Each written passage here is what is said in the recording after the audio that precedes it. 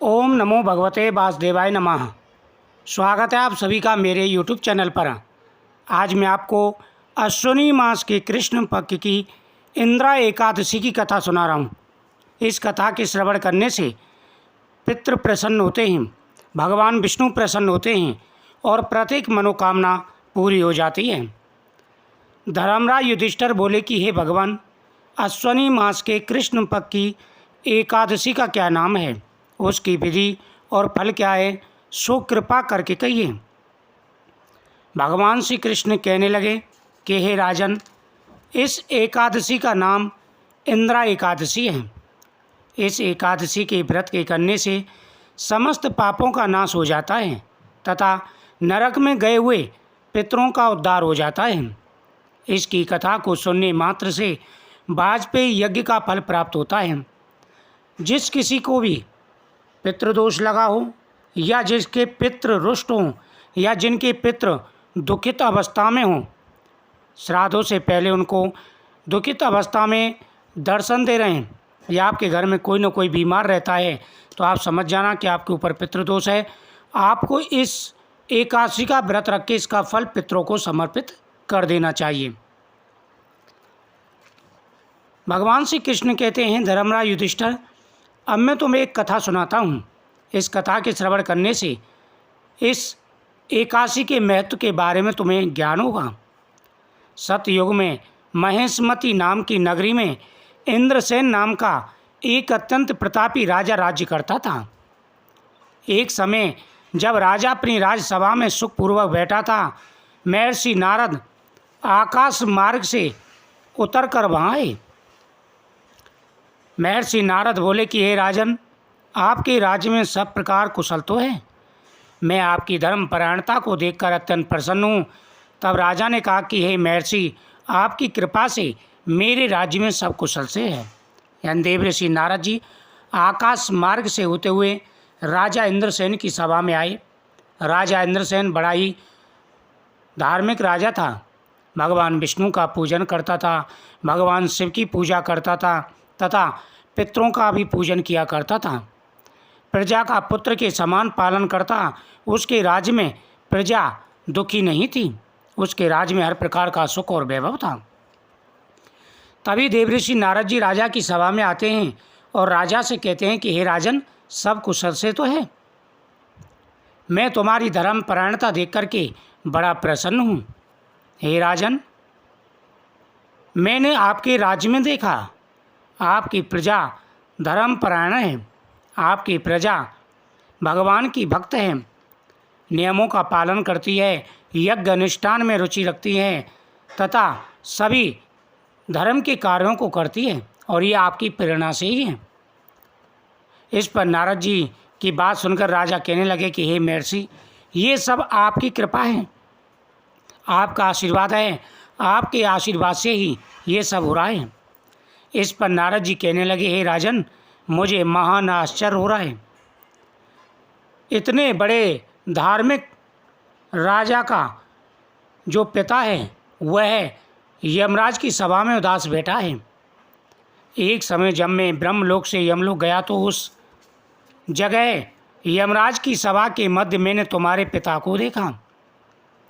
हालांकि तुम्हारे पिता धार्मिक थे और उनके इतने अच्छे कर्म थे कि उनको नरक तो नहीं जाना पड़ा, लेकिन वह यमराज की सभा में उदास बैठे थे क्योंकि उनको स्वर्ग की प्राप्ति भी नहीं हुई।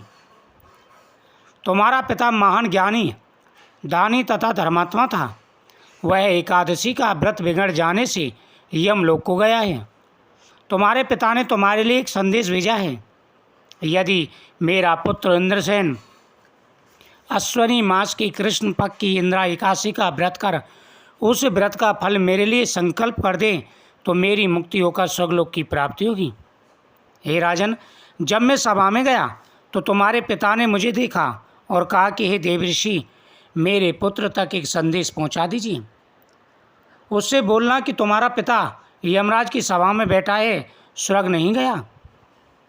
अगर तुम पिता का भला चाहते हो, स्वर्ग पहुंचाना चाहते हो तो अश्विनी मास के कृष्ण पक्ष की जो इंद्रा एकादशी है उसका व्रत करें।